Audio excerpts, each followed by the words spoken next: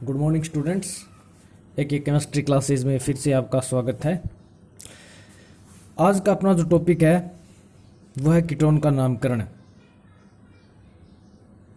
तो हमने last class में एल्डिहाइड का नामकरण पढ़ा था, अब हम पढ़ेंगे कीटोन का नामकरण।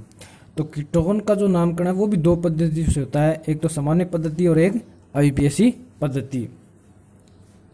अब हमने इसके बारे में पढ़ा था कि कीटोन टू टाइप्स के होते हैं, सरल कीटोन होते हैं और मिश्रित कीटोन होते हैं। तो पहले हम सरल कीटोन का नामकरण पढ़ते हैं सामान्य पद्धति में। तो सरल पद्धति में जब सामान्य कीटोन है उनका जब नामकरण हम पढ़ते हैं तो डाई एल्किल कीटोन लिखते हैं। कीटोन का नाम लिखते हैं सामान्य पद्धति में तो क्या लिखते हैं, डाई एल्किल कीटोन, क्योंकि उसमें जो एल्किल समूह है या डाई एरिल कीटोन लिख सकते हैं, डाई एल्किल या डाई एरिल कीटोन।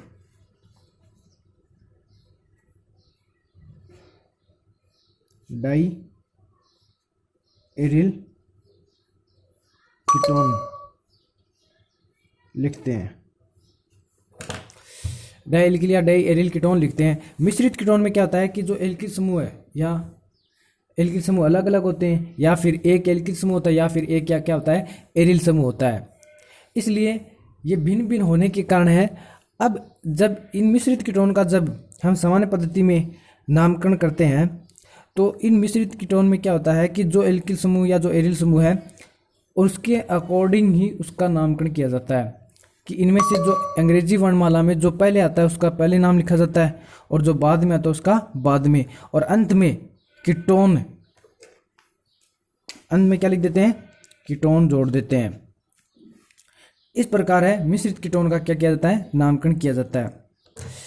इसके अलावा यदि कीटोन में कोई प्रतिस्थापी समूह हो तो एल्डिहाइड की तरह ही जो कार्बोनिल ग्रुप है उससे नेक्स्ट जो कार्बन है वो अल्फा कार्बन, उससे जुड़ा हुआ अगला बीटा कार्बन, बीटा से गामा। इस प्रकार है यहाँ भी अल्फा, बीटा, गामा और डेल्टा जो अक्षर है या जो वर्ड है उन्हीं को काम में लिया जाता है प्रतिस्थापियों की स्थिति बताने के लिए।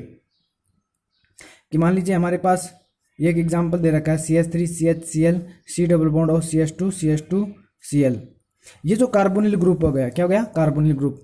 तो कार्बोनिल ग्रुप से जुड़ा हुआ कार्बन अल्फा कार्बन, ये भी अल्फा कार्बन हो गया, और इधर वाला भी क्या होगा, ये भी तो कार्बोनिल ग्रुप से जुड़ा हुआ है, तो इसे भी हम क्या बोलेंगे, अल्फा ही बोलेंगे। तो इसको तो हमने मान लिया अल्फा, और इसको हम क्या मान लें, अल्फा डैश मान ले। अल्फा कार्बन से जुड़ा हुआ कार्बन क्या है, बीटा कार्बन। ऐसे अल्फा डैश से जुड़ा हुआ कार्बन क्या हो जाएगा, बीटा डैश कार्बन।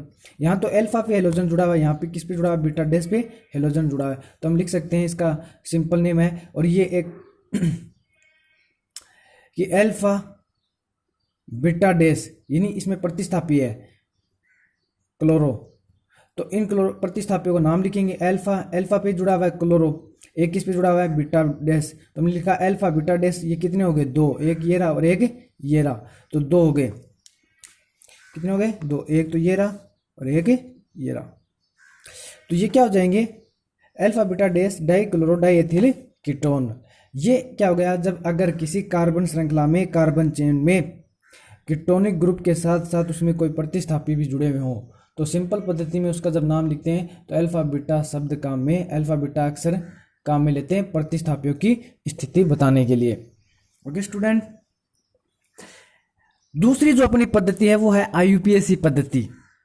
इस पद्धति में क्या होता है कि कीटोन जो होते हैं उनको बोलते हैं एल्केनॉन, और क्या होता है कि जो कार्बन श्रृंखला ना, उस कार्बन श्रृंखला के अंत में जिस भी प्रकार का जो एल्केन होता है उस एल्केन का ई, अंत का जो ई वर्ड हटा करके वहां ओन लगा दिया जाता है। ठीक है, जैसे मेथेन है, मेथेन का ई हटाकर मेथेनोन कर दिया जाता है।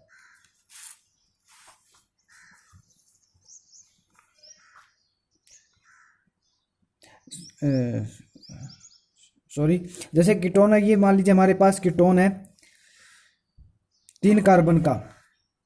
बुलावे तुझे यारे आज मेरी गलियां, बसाऊं तेरे संग में।